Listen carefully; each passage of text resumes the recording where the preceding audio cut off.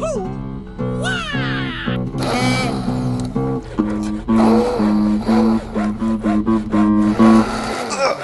her go, Jim. He's dead. You're listening to Improv Autopsy. Welcome. I'm Stephen Cadwell.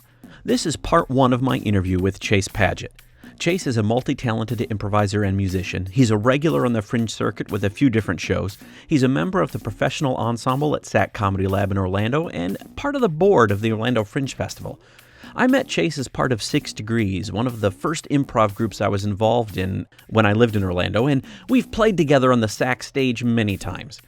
Chase is a fascinating guy with a fascinating history, and we'll talk about some of this in part one of Chase Padgett's Improv Autopsy. Thank you, if I didn't say that already, Chase, for doing this. I appreciate it. Thanks for having me, man. Yeah. So where I like to begin, because ostensibly it's about improv, is Chase, when did improv first enter your consciousness? When did you become aware of improv for the first time?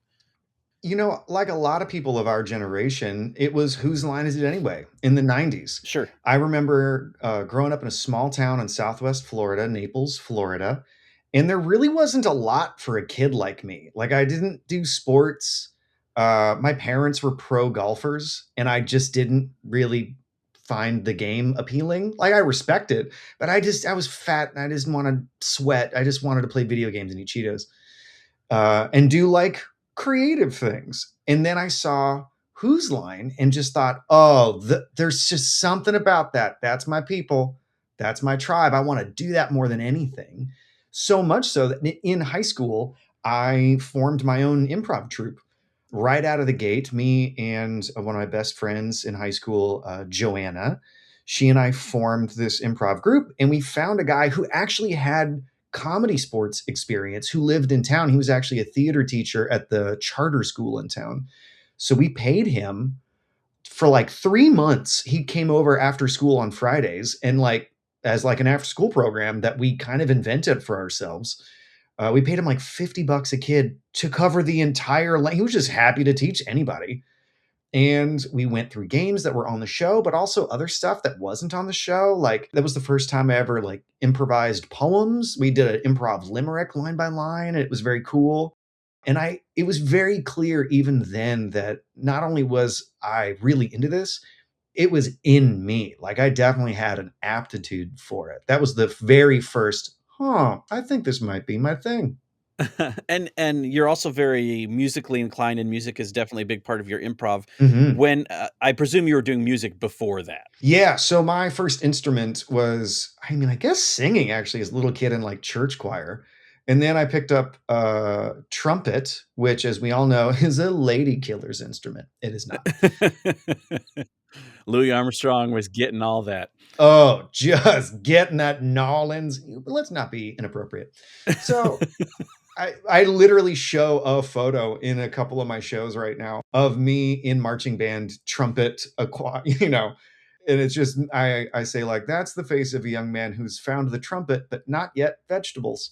And it's just me, just sweaty, playing trumpet in classic marching band garb. But when I got to high school, I really fell in love with guitar. And that was my big revolution music-wise, at the same time as when I started falling in love with improv. And my high school band director, Mr. Maxwell, who's had a profound effect on my life. He's actually a huge linchpin of the last show I just wrote, How to Play Guitar Poorly. I fell in love with not just improv on stage, but improv in a jam music sense. And I saw very early on in my development as a performer and artist, the very real parallels between the two. And that isn't exclusively jazz, which is where people no tend to put sort of improvisation music. You know what? Yeah, everyone's it's just like jazz, baby. We're just holding down that rhythm and rhyme. You know what? Blues players are improvising. Stevie Ray Vaughan couldn't read music. My favorite acoustic guitar player of all time plays by ear. Improv is, on stage is, you could call it jazz, but it's playing by ear, except that the music is theater. Yeah. Cool. I like that. Okay. So getting back to then the improv thing, Mm-hmm. Do you remember who the comedy sports person was, or the person that... Yeah, his name is Jim Corsica. And I had the real honor of having him in the audience for one of my solo shows earlier last year. Oh, wow. And I got to say, like, hey, there's a special person. I actually had a couple of those last year, and it was really, really beautiful. And what was his connection with comedy sports? He was doing comedy sports in Wisconsin. I want to say Madison. That was a big comedy sports town, yeah. Yeah, I think he was doing it in Madison. I don't remember how he got down to Florida. Maybe like a lot of people, he was like, I'm done with this now. And he ended up being a theater teacher for the charter school, like I said. But he just had a lot of like comedy sports experience. And, at that stage of the game, I didn't know anything about long form. I didn't know what theater sports was or comedy sports or the history. I think I'd heard the name Keith Johnstone, but I did also hear the name Del Close because I also got like Viola Spolin's book back in the day, all in high school. Now that I'm thinking about it, I was pretty proactive as a young person in a small town. Yeah. Huh. All right, cool. And I remember like doing research about Second City, and that's what I wanted to do. When I graduated high school, my plan was my senior year, I wanted to move to Chicago and study at Second City. I told my parents, I'm not going to go to college. I'm going to do my own sensible path and go to Second City and roll the dice. And that was so much my plan that one day on Christmas, my mom, my brother, and I went up to Islands of Adventure in Orlando, and the talking fountain that was there squirted me with water and said, what do you want to be when you grow up, kid? And I said, I want to be an improviser. I'm going to move to Chicago. I'm going to study at Second City. And that fountain said, don't do that. Do not do that. You need to go to the SAC Comedy Lab in Orlando, Florida. Look it up online, sak.com. And I did. And that's how I found out about SAC without ever living in Orlando. And it turns out that fountain was Jay Hopkins. Yeah. He told that story as well when I interviewed him. Oh, yeah. Cool. Fully taking responsibility for derailing your dreams. Yeah. He ruined my life. We're not on good terms. Right. Yeah. Blood feud. Yeah. That was the first and last time you talked with Jay. Only through the fountain will you'll ever speak with him. So going back to Jim, though, how did you hear about Jim when you were in high school to know that he had comedy sports experience and that you could reach out to him? I don't remember how we found out about him, actually. I feel like maybe there was a flyer for an improv coach in town, or I was also doing like some level of community theater, like the Naples Players, which has a beautiful theater now, but back in the day, it was far more ragtag. And he was, I think, doing stuff there, just like as a part of the scene, Yeah. kind of, sort of. It's a very small town. The Naples Players, not to be confused with the Nipples Pliers. Very different. Very, very different. Very different. Google if you don't believe us. Yeah, totally. And you will see. I mean, again, beautiful venue now. Yeah. The Nipples Pliers. Yeah. More ragtag back in the day, but they found a donor. They're a 501c3. Yeah. I mean, with a name like that, you can't not find a donor. No, they find you. So one more question about Jim. Who reached out? Was it you? Was it your friend? I'm just wondering, like, did you reach out and say, hey, we'll give you $50 a kid? Or did you reach out and he's like, high school teaching improv? I don't know. $50. It was more like that one. I didn't know. He could have said, pay me in wishes and ice cream. And I'd been like, well, find a way. Like, it was literally like, I got his number. I called him. I said, this is what we're doing. Can you teach us? And he was like, yeah, $50 for like 8 weeks. And then he just kept doing it after the 8 weeks because he liked us. And we didn't pay him again. Okay, so it was like an actual class, not just a drop-in sort of a situation. It was, I'll do this, a commitment of I'll do this for 8 weeks. Yeah. Cool.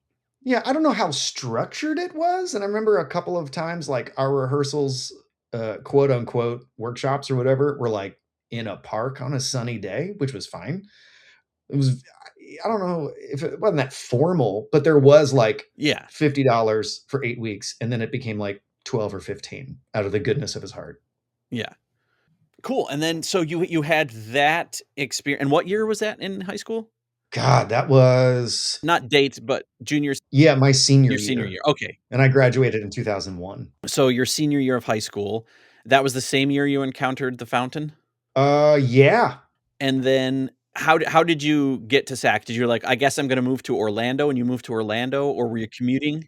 I had kind of a weird gap year. So after I was like, I'm going to move to Chicago. And then it was very clear that, like, oh, maybe I don't come from money. There's no like family, like, well, we'll give you the fund and you got 2 years to sort it out.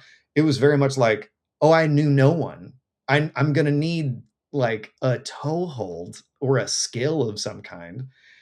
So in the year immediately after high school, I went to a Votech school, and it was called the Roberto Venn School of Luthery, where I stayed with my grandma in Phoenix area. And it was a 6-month Votech program on how to build and repair guitars.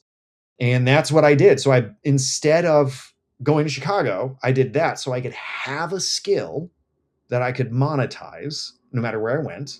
And then I did as a pretty strong, young guitar player as well.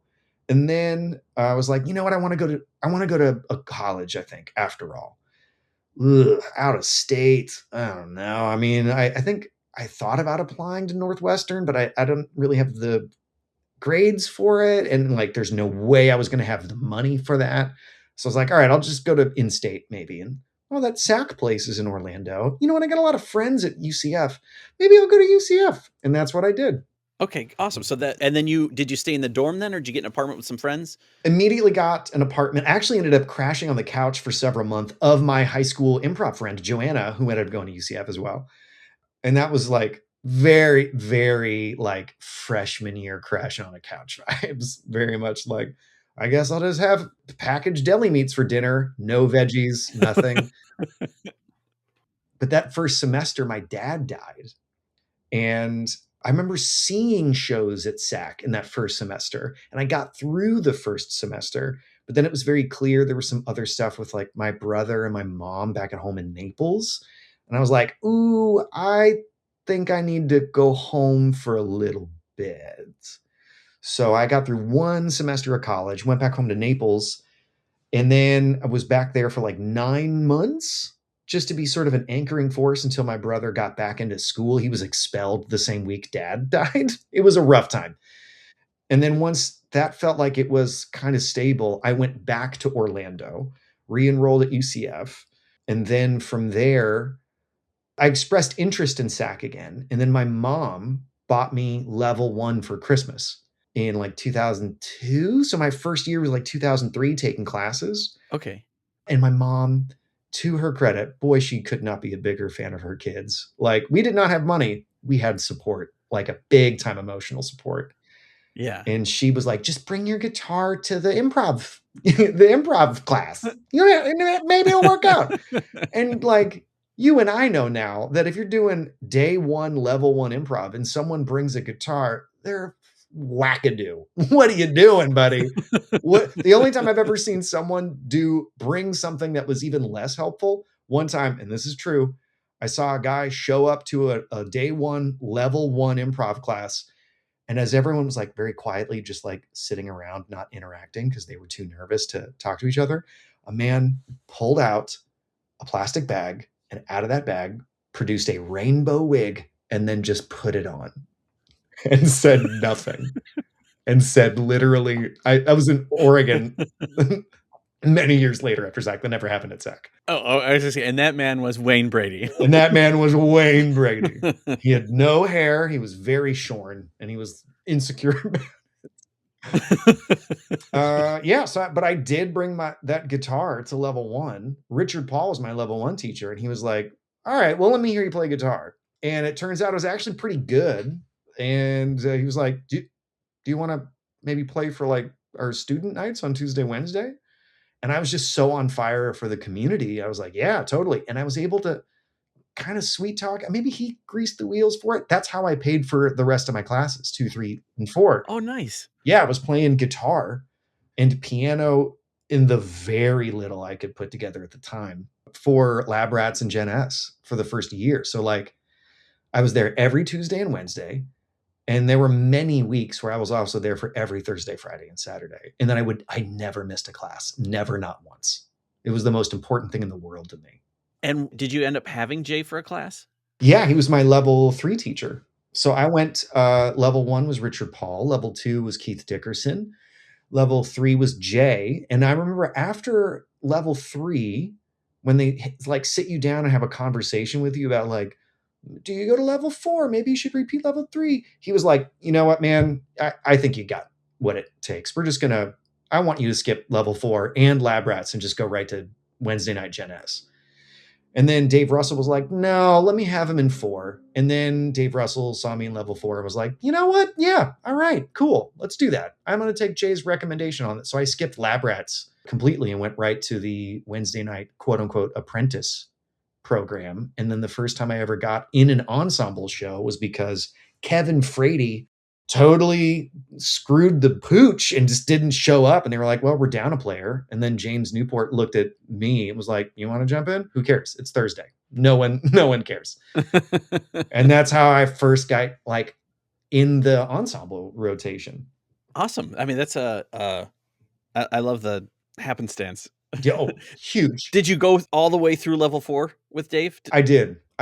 Level 4 grad show and all that? Yep, I got all the way through the level 4 grad show, and I remember, oh man, at the time, like it just felt so like a perfect expression of all of the weirdness that I had ever been rejected for having no social skills, and maybe like being like a little spectrumy, you know, and just like I did not come from a very stable home, and you could tell it by interacting with me in the slightest at the time. But being big and animated and weird felt like, oh no, this is rocket fuel for this. I'm not an outlier. I am home.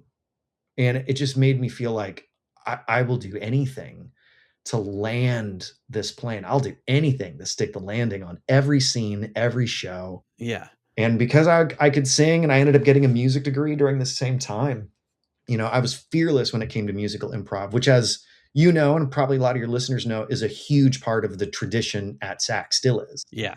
So the fact that like I showed up day one as an improviser with SAC and not only could sing the blues line, could play it on an instrument without anyone having to instruct me at all was like a huge like warp tunnel to the last level. Did you do any performance in high school, or was it just the workshops? It was just the workshops. I do remember one time I wanted like an open improv jam during lunch, and the school that I went to was like, yeah, all right, fine. And the theater teacher I had at the time was like, yeah, sure, you can do that in the theater if you want. So there was a while, I don't think I've ever told this story. There was a while where like we just had like every Wednesday or Thursday, it was just like open improv jam. And like any kid could show up and I would just like, we're doing this game and explain it. And then of course I didn't know what I was doing, but I was really on fire for it. Too on fire for it. Because I remember one time people weren't listening to each other and they were doing bad scenes and they were interrupting each other. And the people who weren't on stage were talking. And I had a meltdown, like a full on scream fest. Like literally screaming at fellow children, like, we have to take this seriously. No one came back. The jam shut down the very next week. It was done. It was absolutely done. That's how like into this I was even then. So then did you seek it out at all when you were in Phoenix, or were you focusing on the program? It was a pretty intense, like 50-hour a week program. Okay. And I think I maybe looked into some stuff at the time, but I don't recall even finding like anything of note in that area at the time. I mean, maybe I didn't look hard enough, but no. And I was only there for about 5-6 months. Yeah. And then did you have Jay's voice through the fountain just echoing in your mind this whole time? Or like what was it that actually brought you back to SAC? Was it just the desire to do improv and that was the venue, or that was the road that was accessible to you at the time? Or Yeah. I would say Jay's voice definitely had lodged itself in the back of my head, because at the time, like, I think there was maybe a company in Miami, but there wasn't like Sac in the entire state of Florida was like kind of it, you know? Yeah. And I remember I was like, okay, I'll go down there and check it out. So I went down there and like either I bought a ticket or I volunteered or whatever. And I remember seeing Megan White, Matt Sewell, James Newport, Jay Hopkins, Keith Dickerson, Brendan Jennings, who was a face melter even then. And I remember seeing them do a slice of life and like improvising a musical. And I just thought that's the most amazing, joyous thing I've ever seen in my life. And I want to do that so bad. I want to do that so bad. But I didn't really feel like I had what it took. And I certainly didn't have the money. But then mom bought me that level one, and it was just whoop, totally different life. Yeah. So I think you must have gone through just ahead of me. Just barely. Yeah. Yeah, a class or two ahead of me. And it's weird to think, I realized this, I think, when I was talking to Adam Bellis, Mhm. that one of the things that I was completely unaware of at the time was the turnover that was happening structurally at the lab Mhm. between James Newport and Dave. All of that transition from Yeah. for the leadership team as I mean, I can't speak to all the feelings involved in that because I was oblivious to it at the time. Same. But I know when we were coming up, they're like, we're not accepting anybody into lab rats at the moment. And at the time, just like, oh, okay, whatever. And you don't think about it. And looking back at it, I was like, oh, I wonder if that's because like a huge transition was in process or had just happened.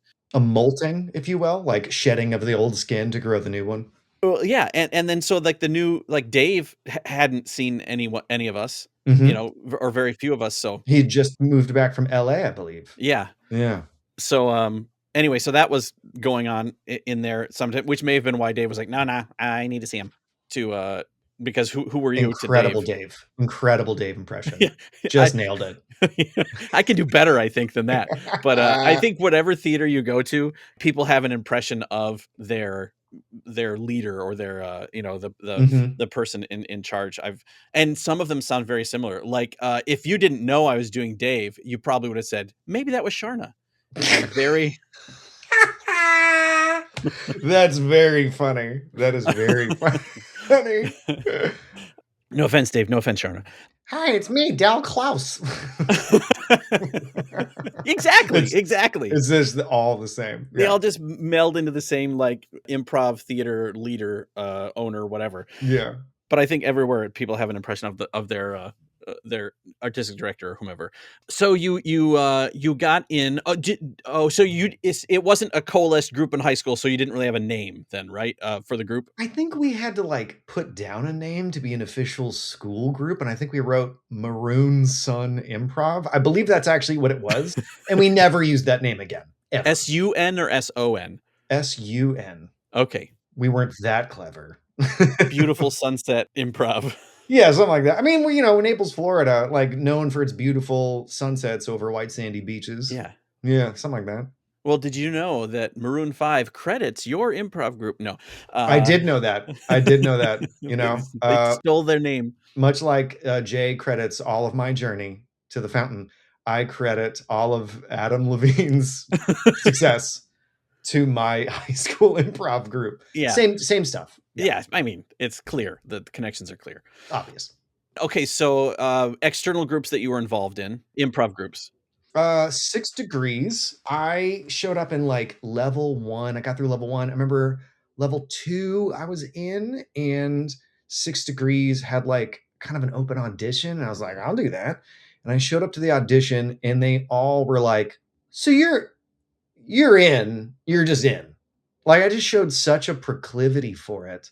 Not because I was like truly like a phenom, but I just had no shame for being loud, and I had like a penchant for voices, and I was already pretty good at music, relatively speaking. Like I was just so extroverted, which now I look back on it and realize that like, oh, that was a defense mechanism built around crippling anxiety. So like with time and psychedelics, things have changed. But yeah, I immediately got on 6 Degrees, and and loved it. I did not miss a show. I told all the people that I was like in classes with at college, like, come see my improv group, everybody. You know, just being classic, annoying early improv devotee. Just across the board. You guys want? I'll buy you a coffee at the Austin's Coffee that we do shows at. And I did everything I could to see as much improv and do as much improv as possible in Orlando, Florida, in the first few years, like 2003, 4, and 5. And then I started playing with the ensemble in 2005. And then they named me a full ensemble member in the Blood Ritual that you're familiar with. Yep. In 2007. So 6 Degrees started when you were still in class. 6 Degrees, I don't know when it exactly started, but it definitely predated my arrival at SAC. Right. But I mean, you got connected while you were still in classes. Yeah. Okay. Because of the audition. I was trying to remember when you were saying that. I was like, because I don't remember how I got connected. It may have been another audition. I don't remember. Mm-hmm. But I do remember, must have been shortly after joining or becoming a part of 6 Degrees. I do remember, I don't know if you remember this at all, because I don't know why I just wouldn't have driven myself, but you were giving me a ride, I believe, to either a workshop. And that was the other thing, is like, I think I remember workshopping at Adam Bella's house once. Otherwise, where did we workshop? I've forgotten. And I didn't ask anybody else that I've talked to. James Dillman. I remember workshopping at James Dillman's house when she lived closer to Universal. So I think that was probably already happening when I got connected. So I don't remember. I remember Adam Bella's house. I don't remember James' house, but we had to have workshopped other. I mean, I had to have been somewhere in if that was the rotation, was just people's homes. Simon's. But I think I drove to your place for some reason. Okay. Or maybe I was going directly from somewhere else. And did you have a white car at one point? I did have a Honda Civic that was white or grayish. Okay, so that was probably what it was. And I just remember we were just kind of making small talk.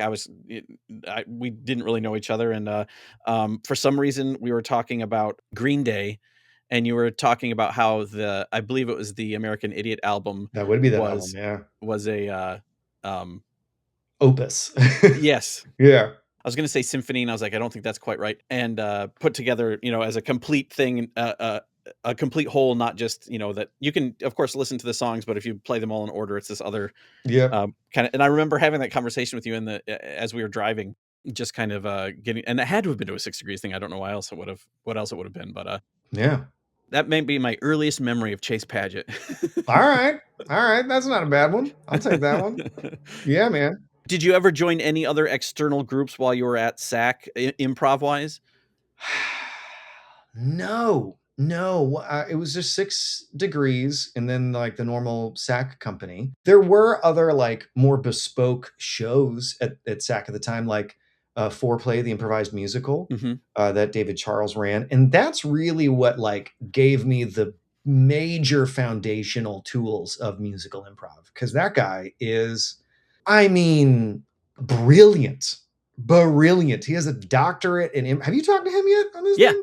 Yeah. He's just such a brilliant analytical mind, and the way he broke down musical improv spoke to me, not just in my music brain, but also like the engineer brain that I probably should have gone to college for, like electrical engineering. But man, oh man. So I would do that, but that was still underneath the umbrella of SAC, or like there was the improvised soap opera that we did way back in the day. Remember that thing? Yeah, I talked to John about that. I forgot you were in it though.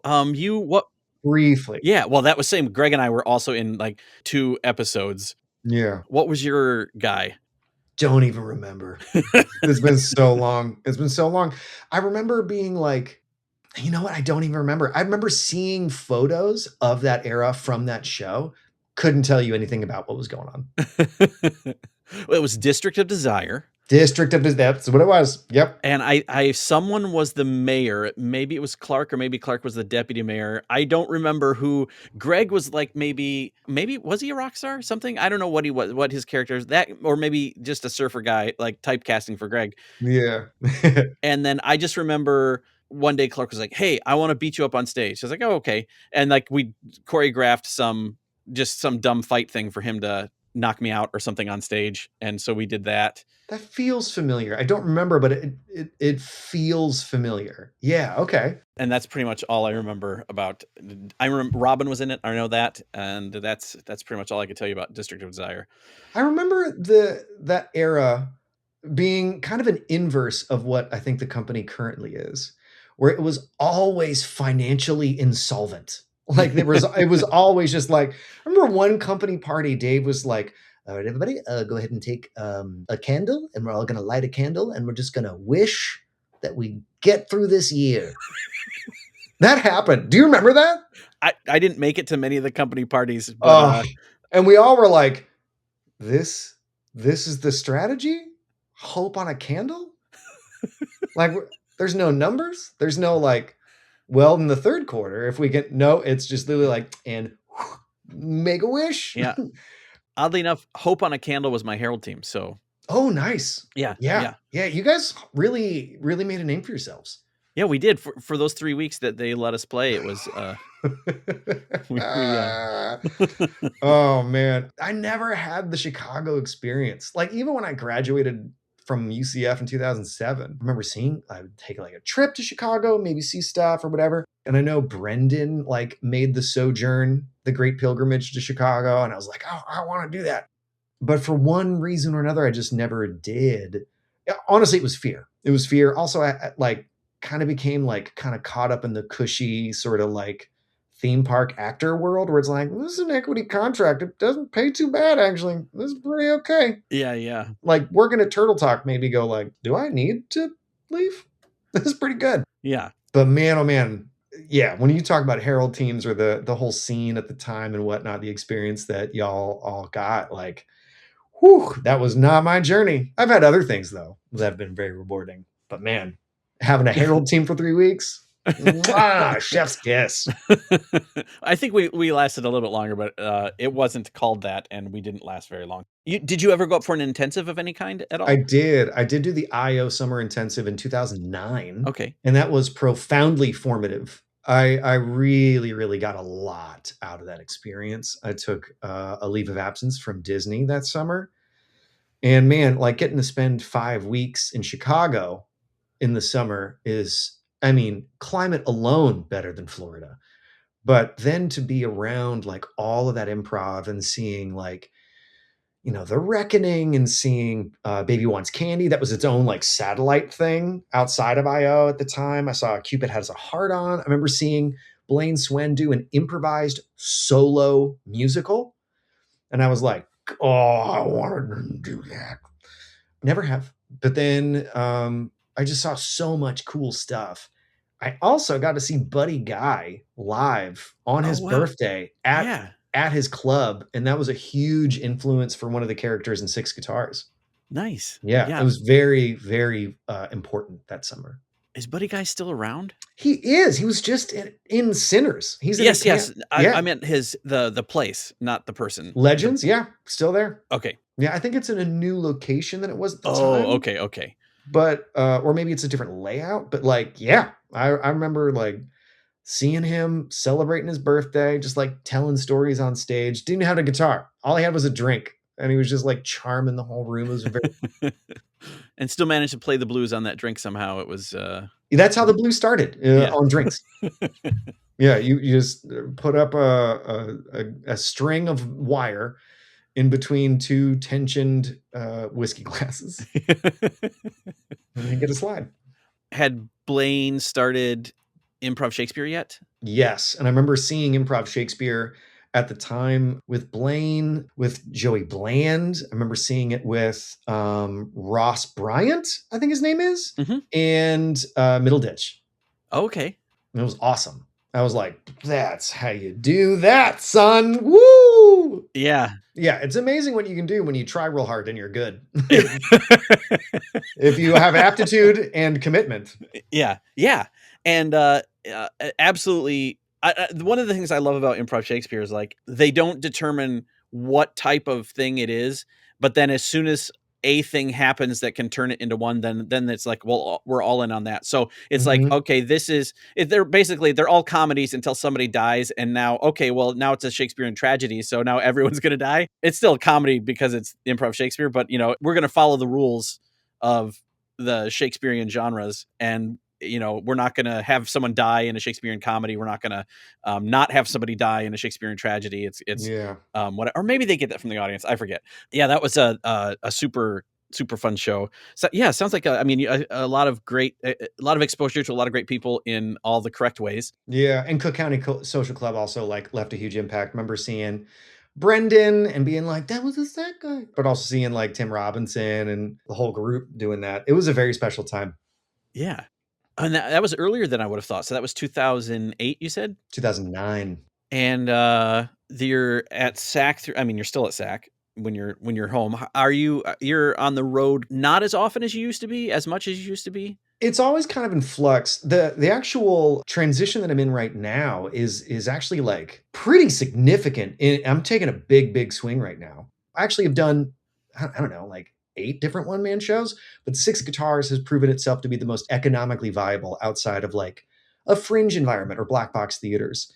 And that premiered in 2010. Jay Hopkins, the Fountain and Level 3 teacher and SAC advocate, co-wrote the original version of it. It's grown tremendously and evolved tremendously because I've been doing it for 16 years now. I've done it 762 times, I think the number is right now. I genuinely try to keep track. And that is still like kind of the bulk of my focus. Like I still tour the Canadian Fringe circuit every summer, which is like the best kept secret that is getting less and less kept. But yeah, I am touring quite a bit. There have been years where it was like more touring than not. Like I remember in 2015, I was on the road over 200 years or 200 days. It felt like 200 years.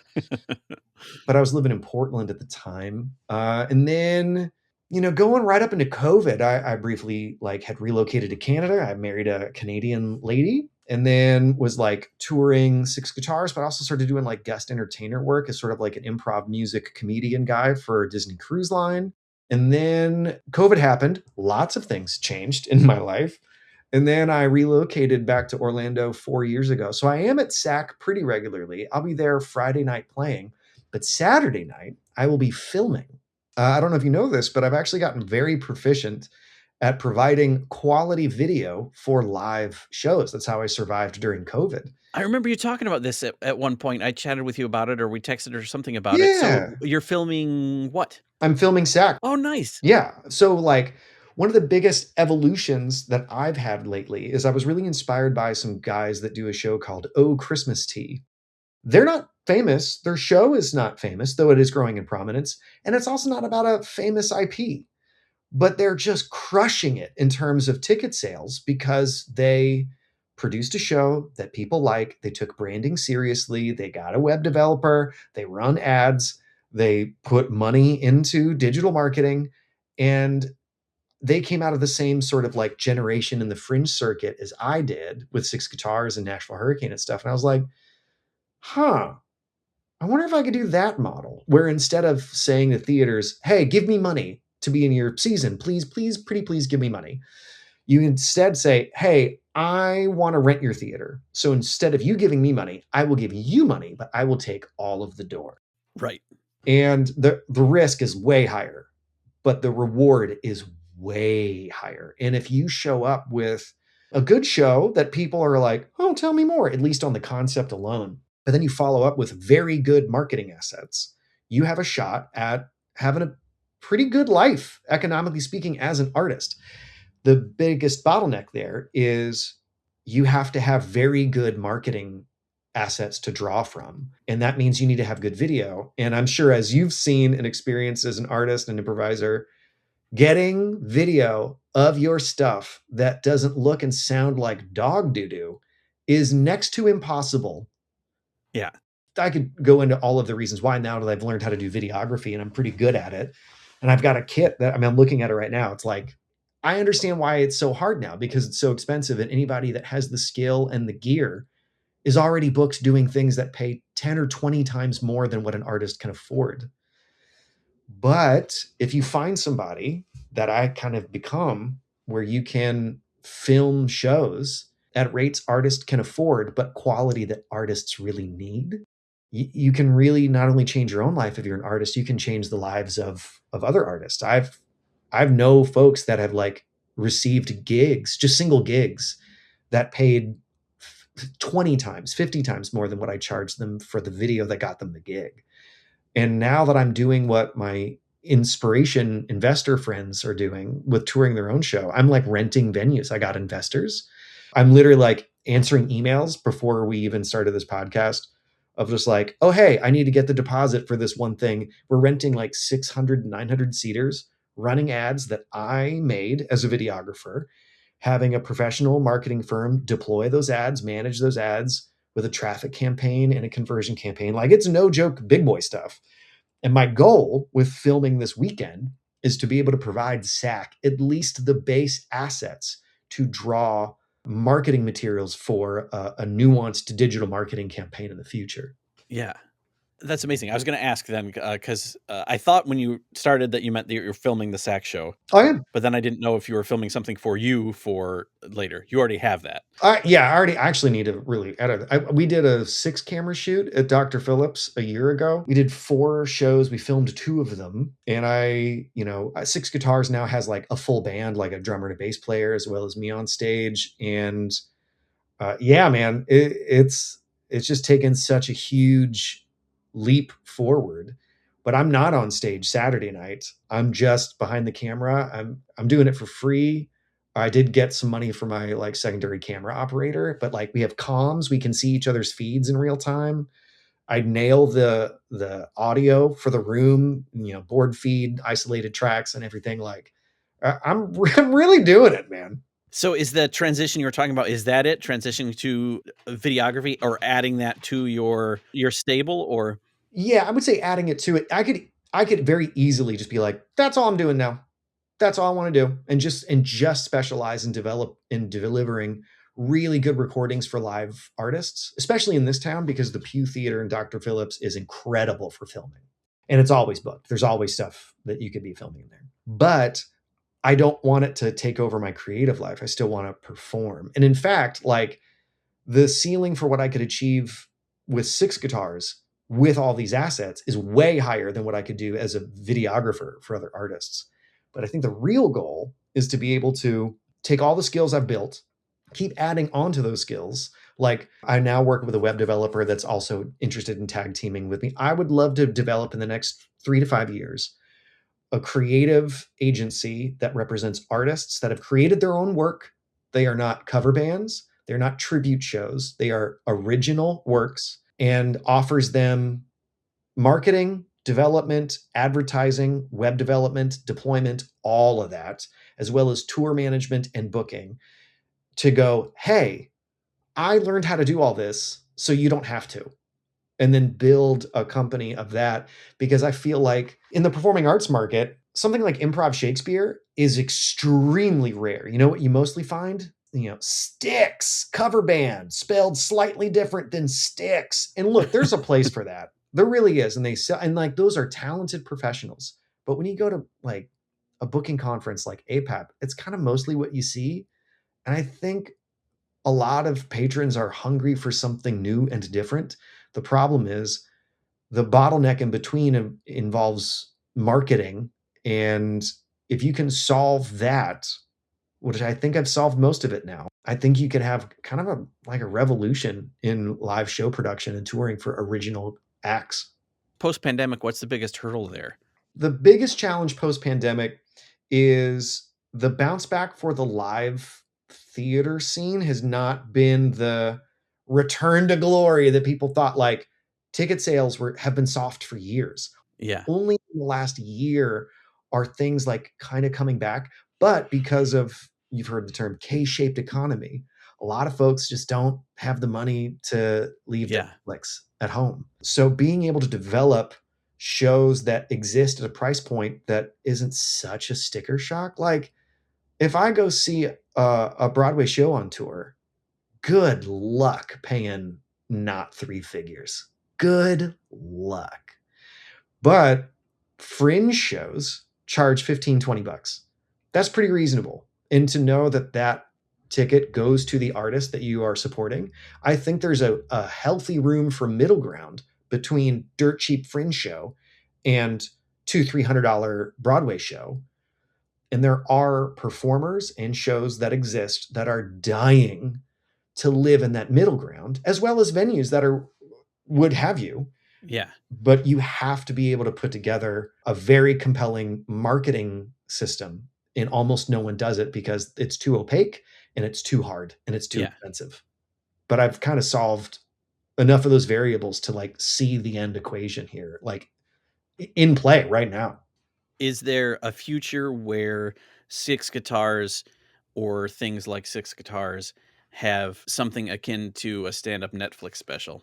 Six Guitars won't, because it involves too much copywritten music. If you can do that live and you just pay, a certain percentage to ASCAP BMI, SOCAN up in Canada.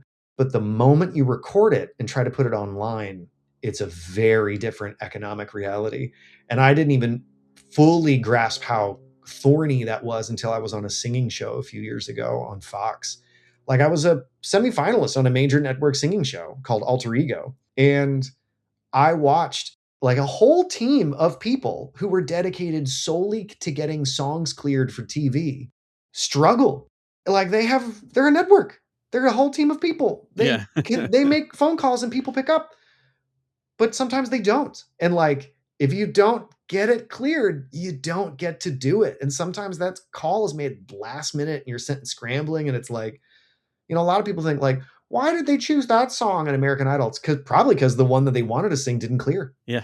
It happens all the time. Yeah. And with Six Guitars, in order to honor the theatrical conceit of that show, you got to be doing other people's music sometimes. Yeah. However, I do have ideas for shows that I think could comfortably live as a special online. Nothing fully in the chamber right now, but I'm actually probably working on one in the next year that'll premiere this summer. That'll be about some personal struggles I had post-COVID that were very spicy. This is just where my brain goes hearing you talk. Is there Dropout came out of collegehumor.com, right? Mm. So they kind of had a base to build on, but they exist and they're a paid for service and whatnot. What about a reality where there's Chase Padgett presents Fringe TV as a streaming service where you've set up your equipment and you tape Orlando Fringe or whatever Fringe, and that gets then I can sit down and be like, I can't make it to Orlando, but I can turn on Chase Padgett's streamer and watch the Fringe shows. That is possible. It is very tricky. I think that brand could exist, but you'd have to embrace the fringy sort of like grungy lo-fi nature of some of it. Like, I have filmed, no joke, like 150, 200 multicam shoots now across Fringes and all kinds of spaces, big and small and barely existent or burned out or whatever, like all kinds of stuff. You don't get a lot of like there isn't a lot of tech time to set the lights to the camera in those environments, right? Yeah. I deliver good audio, but there are certain factors that are just like, well, that's out of my control. We just kind of got to live with that. And one of the biggest issues is that you'll be watching an incredible solo show, and one part of it hinges on the use of a copywritten song. And you're like, well, can't do that one. Yeah. Like, there's a solo show I filmed years ago called Jake's Gift. And it's a beautiful masterpiece of storytelling and character work. And it's a woman who plays 4 characters. Most of it is just 2 characters. A D-Day veteran coming back to Normandy to celebrate the recognition of the sacrifice those men made, and the relationship he forms to the little French girl whose class tends to his actual brother's grave. And it is, I mean, funny and a tearjerker, and it's so moving. There's a Frank Sinatra song in the middle of it. You can't cut it out. And it's like, well, you got to rewrite that part of it or we're done. That can't be a part of the conversation. It's got to be all original. And that's, I think the thing I would stress to artists moving forward is like, hey, you can have an okay career, but if you want to have an exceptional career, all of it, all of it has to be original, especially if you're doing music. Yeah. I mean, on some level, I think it, it's okay if like that streaming service, that type of streaming service, never were to happen, because you can't beat seeing it live is different. Seeing it live is better. For sure. Experiencing it with the artist is a better experience than experiencing it through your screen. It's Mhm. not an experience. It's you're not a participant behind a screen. Yep. So but that isn't to say that can't also be powerful. But it's a different thing. It's different. Okay, so back to the life of Chase Padgett. Yeah, all right. The improv life of Chase Padgett. So you lived in Orlando, and was it Orlando and then Portland, or was there an in between? Have there been other cities? Yeah, so in 2013, I said, "Goodbye, Orlando. Never shall I return again unless I'm visiting a family, maybe." And I like moved to LA, quote unquote. But then I knew I was going on a big summer tour in 2013. So I was like, only in LA for a couple of months, didn't get a place, just crashed, didn't get a job, just wanted to learn the lay of the land, and that was worthwhile. And then went on summer tour. And when I got back to LA, I was not in a great place. And I was like, I don't know if I'm ready to be in this meat grinder of an industry and of a city Yeah. where like meritocracy don't exist, baby. Like it is lightning strikes and dice rolls. And then I moved like kind of on a whim, basically, to Portland, Oregon, and lived there for 4 years and really loved my time there for the most part. Yeah. And then towards the end of my time in Portland, around 2017, 2018, I bought my own camera and I was like, oh, I think I want to film my own shows and watch it like game tape so I could get better faster. Yeah. And when I was touring with shows across fringes, other artists constantly asking, does anyone, I need to get this show filmed so I could submit it for blah, blah, blah, blah, blah. And I was like, I got a camera now. I'll figure that out. Oh, you know what? I think you need a lav. Yeah, you know what? I'll just buy a lav because I'm running into enough of people who need that. I'll just buy another camera. And then by the time like 2020 rolled around, I had a 3 camera kit, tripods. I really like threw a bunch of money at it. And it wasn't like paying for itself. I mean, kinda. But there was a part of me, something in me was at the time saying like, hey man, you need to learn video right now. Right now. And then it became the only thing I could do to survive during COVID. And it was hard years, dude. Yeah. But here we are on the other side. Yeah. And living and breathing. Yeah, and I think thriving, actually. I think right now I'm kind of thriving in a way I have never thrived in my life, actually, in like a really genuine, like healthy way. That's awesome. What was it that brought you back to Orlando? Was it just because Orlando's home, or? Well, so I left Portland, and then I had some personal health stuff. I had a heart attack on a cruise ship that I was working on, and things were kind of crazy. And then I left Portland, or I was in the process of leaving, and thinking about like, where should I relocate? Do I want to go back to Orlando? And then I met a wonderful woman in Canada, and we fell madly in love. And then I was like, oh no, I'm going to marry this lady. So we started building a plan together. We were going through an immigration process. She was like, I'd love to live in LA, and I was like, I actually do like LA. Certain parts of it, I could be down there with you. Yeah, all right. I lived in Edmonton for a year, and then we relocated to Vancouver, BC. Me and my Canadian wife, and then COVID happened, and it totally wrecked the immigration process. It was frozen both ways. And then it was very hard. And when we split up in 2022, I was very, very sad, and I needed to go somewhere that felt home. It felt like home, felt safe.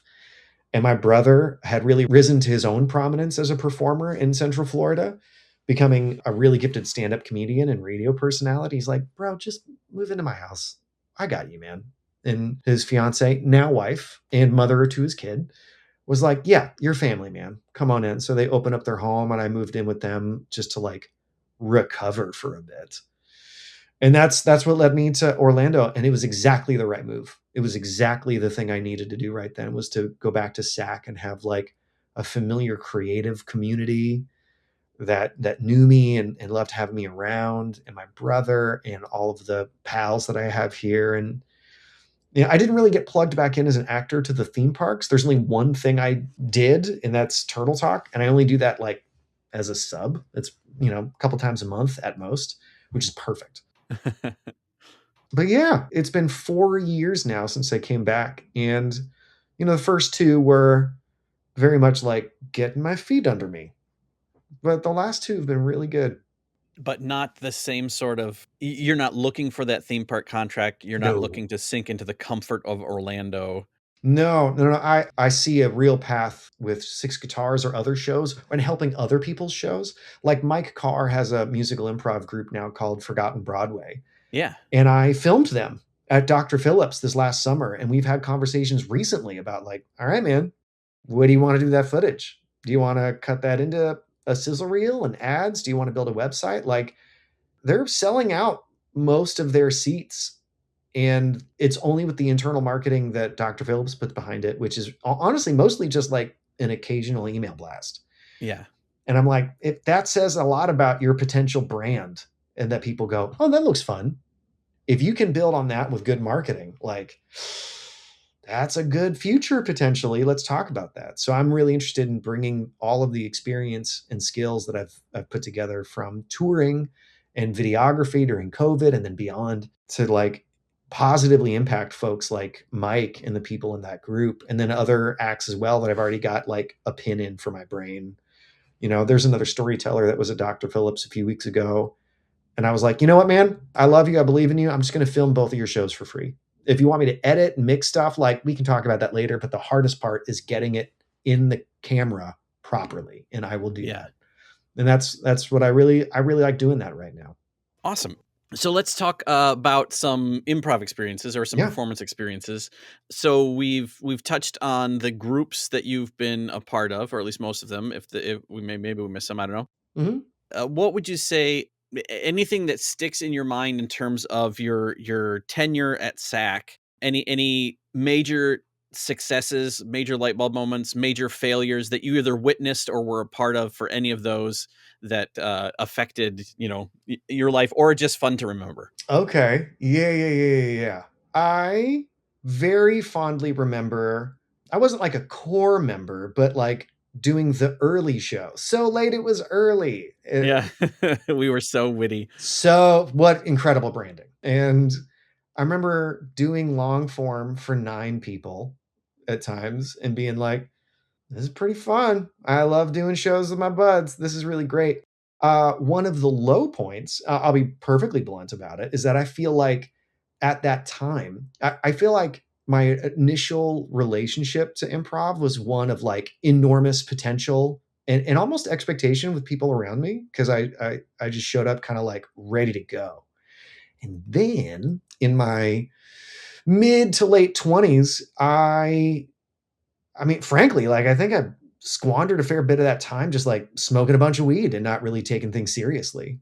Like, I knew I had promise and potential, but I didn't really like live up to it unless someone else was like, "You going to be there Tuesday?" All right. Like, that's one of the huge roles that Jay provided for me, was like structure to the wild, loud noise that was my creative spirit. Yeah. And I remember there were times I was doing shows at SAC where I would watch you and Greg and Dinger and Mike, and you'd make really cool, good choices. And then my brain would compare it to like the choices that I was making. I was like, I think these dudes lapped me, actually. I think they have overcome because they're not smoking weed so much. And frankly, like, for real, like, I was just, not dealing with like some emotional maturity stuff at the time, and that was the coping mechanism, one of several. And then I was like, oh, I'm letting myself down. And that was tough to deal with sometimes. And then I'd like really white knuckle sobriety and be like, for 90 days, I'm not going to blah, blah, blah, blah.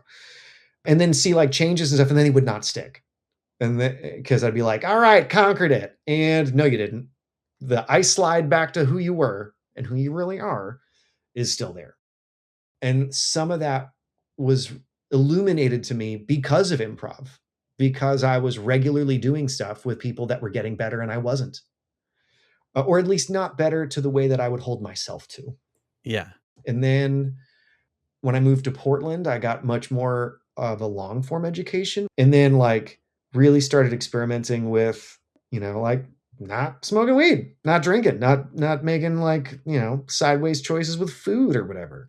And I would instantly see improvements in my improv. Like it was, and still is in some ways, a bellwether to my emotional and spiritual evolution and where I'm at that time and where I have been. And now, I mean, honestly, like I'm taking care of myself in a way I never have before consistently and have been for a while now. And I see it come alive in an effortless, or at least far less effortful expression of my creative impulse. Like the distance between intention and execution has never been shorter and more clear because I am more clear. Yeah. I just spoke with someone who was a strong advocate. Like one of the last things they said was, he said, I just want to say this: smoking pot does not make you a better improviser. No, it Do doesn't. not smoke pot and then try to do improv. To be fair, let me be clear. I didn't smoke weed and then do shows at SAC. Right. Yeah. Like I remember twice ever I smoked weed and then got a call or I saw a text that said, "Are you close?" And went, "Oh no, this this happened." And one time was a gig that Ron Weaver put together, and he was like, "You're not on your way. I'll be there. I'll be there in time." And literally, I'm baked, and I didn't say that to anybody, and it was 100% my fault. But I didn't want to leave him hanging, so I showed up. I had an incredible show. I genuinely had an incredible show. And then I remember like another time where that also happened truly by accident, and it was a bad deal. I did not pull my weight. It was not good. And I knew it was not good despite being baked. And like literally, I never show up to a show with like, gotta get my medicine in. I don't do that. I never did. Yeah. But the residual fog of habitual use absolutely dampened what I think God told me to bring to this world. Yeah. And I'm not saying that as like a Christian or what I guess I'd say I'm a deist, but I do think that there is a higher consciousness that has a purpose, or rather like when we live our purpose, the higher consciousness gets to emerge. And those things, when not in reasonable moderation, are an enormous impediment to me. And it took me turning 40 to turn that around. Yeah. It's just wisdom. Age has nothing to do with it. Yeah, it's just trial and error until you're like, oh, okay, well, I guess that's the thing about self-help that sucks is like they're right. The crappiest part about like every friend that's like, well, if you get good sleep and eat right, you're like, shut up, Dave. And then like you're at a low point in your life and you're like, maybe if I just get some steps in, and all right, I'll just turn down the sugar a little bit. And then 6 months in, you're like, man, I feel really good. God damn it. I hate you for being so right. But it's true. It's really true. Like I lift weights all the time now. I eat pretty clean, cook at home. I'll have the occasional drink or whatever, but I actually keep really good track of the last time that I did, like with a days counter. And if it's like not high enough, I don't do it. Or if it's going to mess up my workout the next day, like I go to the gym 3-4 times a week now. And it genuinely like, that's one of the things I wish I could tell other improvisers and other creatives is like all of that is an extension of the functioning mink bag that you are in this world. And if you do not take care of like, what's the greatest creative hack to be a brilliant force in this world and maker and creator of things? Sleep. You need to sleep. have a vegetable, eat some protein, don't eat the potato chips, and every once in a while, like push your body a little bit. Like literally, it's so dumb. I wish it wasn't. I wish that was like, well, if you microdose mushrooms every Tuesday at 2 p.m. underneath a full moon. But nope, it's just all the dumb big rocks that everyone says you just got to do it and it makes you better. I hate it when people are like, they suffer for their art. And I actually don't think you need to suffer to do the art part. Yeah. You can just do the art part. Yeah, I mean, the art should be if you're suffering while doing the art, you're what's his name in the claw machine. Yeah, I mean, I just feel like, I feel like our society, particularly, brilliant yet troubled creatives fall into this sort of romanticism of their own problems, Yeah. thinking that it's like a gateway to transcendence and creativity, when in fact, that's just the story you tell yourself to justify not growing, frankly. Yeah. Yeah. But I mean, Hemingway was an alcoholic and he was a great writer. Imagine what he could have been sober. Yeah.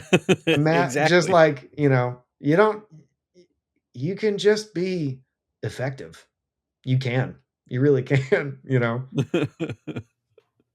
That's it for part 1 of my interview with Chase. There are some links in the show notes for more information on Chase, on the podcast, the Patreon, how to be interviewed, and more about me. Check it out if you're so inclined.